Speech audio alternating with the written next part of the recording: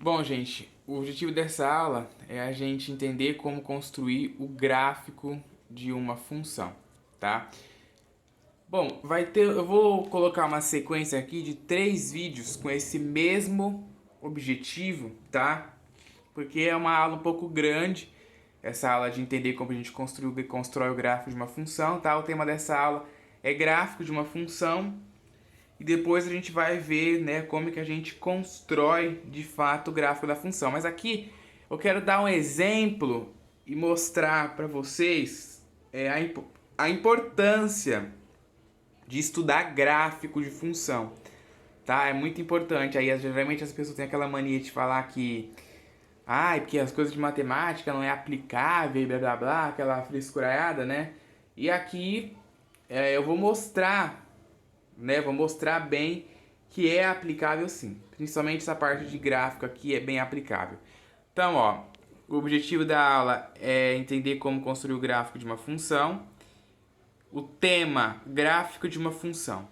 Então, ó, olha, se atentem bem ao que eu escrevi aqui.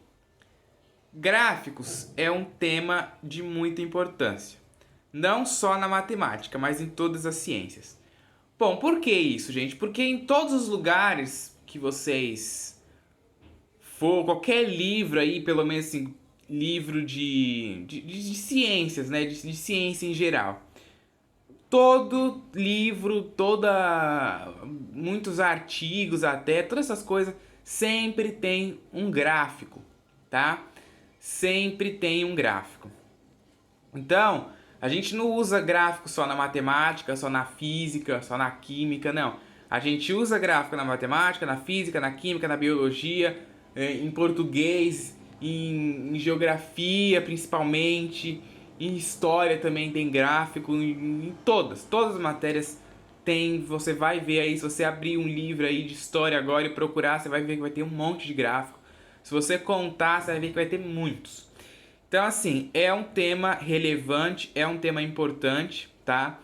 E eu gosto de dar muita ênfase, de dar um destaque legal aí para gráfico, tá? Eu sou bem rigoroso com o pessoal em relação a gráfico, em relação a montar gráfico certo, porque é importante demais, tá? É muito importante. A pessoa que não sabe ler um gráfico, que não sabe interpretar um gráfico, que não sabe construir um gráfico, ela é praticamente analfabeta. Porque no mundo que a gente está hoje tem gráfico em todo lugar.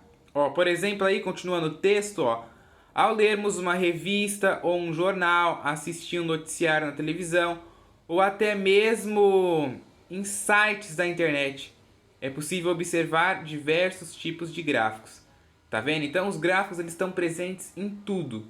Então tem que saber construir, tem que saber interpretar gráficos, tá? Tem que montar o gráfico certo, saber ligar os pontos, saber fazer tudo direitinho, tá? Em geral, esses gráficos são utilizados para facilitar a exposição e compreensão de informações, né? Sendo que muitos apresentam funções. A gente vê aí no jornal, toda vez que você vai assistir um jornal na televisão, tem gráficos lá, né, justamente para melhorar mesmo a compreensão das informações. Claro que tem muitos gráficos errados, né, presentes aí na mídia. Na disciplina de estatística, a gente vai estudar isso, a gente vai ver, né, mas vai demorar ainda para chegar a disciplina de estatística aqui, né? Esses vídeos aqui são pessoal do primeiro ano de ensino médio, mas lá a gente estuda, né, gráficos errados. Mas em geral, né, eles servem aí para facilitar a compreensão de informações. Como por exemplo, ó, este gráfico aqui. Veja um exemplo, ó. Esse exemplo que eu coloquei aqui foi da velocidade em função do tempo do atleta Usain Bolt na corrida dos 100 metros nos Jogos Olímpicos de Verão lá em Pequim em 2008. Então, ó, eu desenhei um gráfico aqui pra gente ver, né, qual que foi a velocidade dele aí em função do tempo. Então, eu quero falar primeiro algumas características de um gráfico que tem que ter. Olha bem, presta atenção. Presta bem atenção no que eu vou falar. todo gráfico tem que ter título. O título do gráfico é esse título aqui. Velocidade, função do tempo do atleta Usain Bolt na corrida de 100 metros. Nos Jogos Olímpicos de Verão, Pequim 2008, tá? Não tô falando os gráficos que a gente vai construir de função, né? Por exemplo, sei lá, vai construir o gráfico da função x ao quadrado, aí é uma parábola. Não, você não vai colocar o título naquilo. Mas gráficos que tem em livros, em jornais, em revistas, na televisão, todos eles têm que ter título, tá? É muito importante, todos têm que ter título. Aí, ó, aqui tá o gráfico, né? Ó, a gente tem o eixo na vertical, temos o eixo na horizontal. Esse gráfico é um gráfico de contexto, né? A gente está vendo a velocidade do atleta em função do tempo. Então, nos eixos aqui, ó, esse eixo vertical é o eixo da velocidade dele. E a velocidade dele foi dada em metros por segundo. E o eixo horizontal, ó, esse eixo que está aqui embaixo, é o eixo do tempo, que foi dado em segundos. Então, ó, no cruzamento do eixo, a gente tem o zero, ó. Tá vendo? O zero, ele fica bem no cruzamento dos eixos, ok? E aí a gente tem a função. Outra coisa que é muito importante. O espaçamento que você coloca aqui, ó, dos valores, do 0 até o 2, do 2 até o 4, ou se fosse qualquer gráfico de qualquer valor, tem que ter uma escala. Quem está acompanhando as aulas, né, quem acompanhou desde a playlist de conjuntos numéricos, quando a gente estava estudando conjunto, né, se você não viu e não queira saber, né, queira estudar conjuntos numéricos, vá lá na playlist.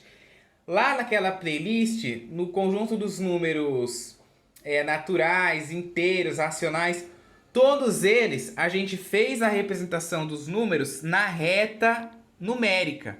Por quê?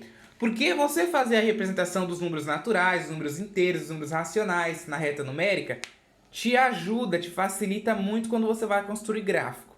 E, inclusive eu falei esse fato lá, tá? Então assim, o gráfico ele só fica bonito, ele só dá certo quando a escala é obedecida. Então você não vai fazer um gráfico, você nunca vai fazer um gráfico sem régua, tá? Você tem que fazer o gráfico com a régua, aí você vai marcar os pontos que tá aqui bonitinho, né? Quando a gente vai ver no próximo vídeo, quando a gente for ligar os pontos, a gente faz uma linha pontilhada ou uma linha tracejada, né? Que eu já falei disso aqui, mas eu vou... Todos os vídeos de montar gráfico eu vou falar isso. Todos.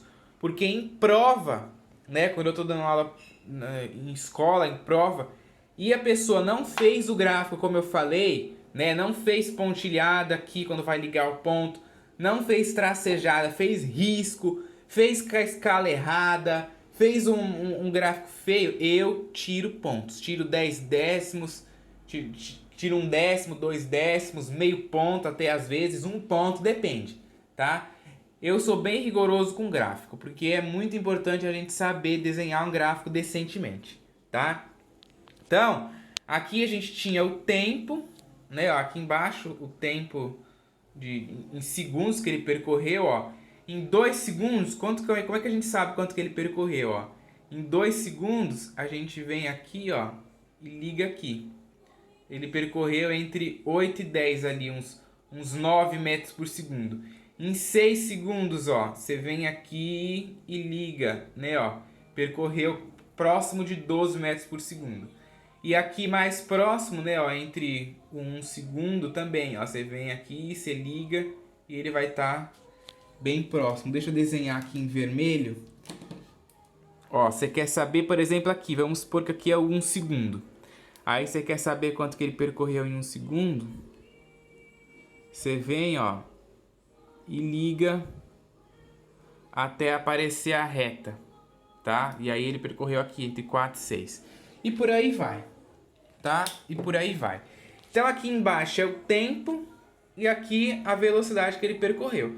E aí você vê, ó, que antes dos 10 segundos, né, ó, em 9 segundos e 69, ele chegou, né, ó, ele percorreu aqui quase 12 metros por segundo ali, ok? E lembrando que isso aqui é a corrida dos 100 metros, né? Que tem que fazer uma velocidade no menor tempo possível, tá? Eu falo até disso aqui, né, ó, na análise do gráfico, que esse gráfico apresenta uma função da velocidade obtida pelo jamaicano Usain Bolt em cada instante durante a corrida dos 100 metros, em que registrou pela primeira vez recorde olímpico. Ou seja, que ele realizou, né, os 100 metros aí antes, né, no menor tempo possível. Então, ó, quando a gente analisa esse gráfico, né, ó, ao analisarmos o gráfico, podemos notar que o domínio da função é o intervalo real que vai do 0 até o 9,69, né? Lembrando que o domínio é o meu eixo horizontal aqui, né, ó, que pega do 0 e vai até, ó, a função parou aqui. Tá vendo? Ela subiu e parou aqui, né, ó, no ponto 9,69. Então, o domínio é isso aí, que corresponde à variação do tempo da corrida, ou seja, de 0 segundos a 9,69 segundos.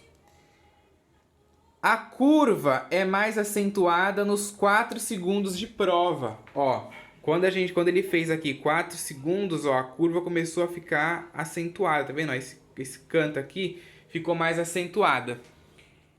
Que mostra um aumento mais intenso na velocidade do atleta nesta parte da prova, tá? Ó, ele aumentou a velocidade, começou a correr mais, certo? Então essa aqui foi a análise desse gráfico, beleza?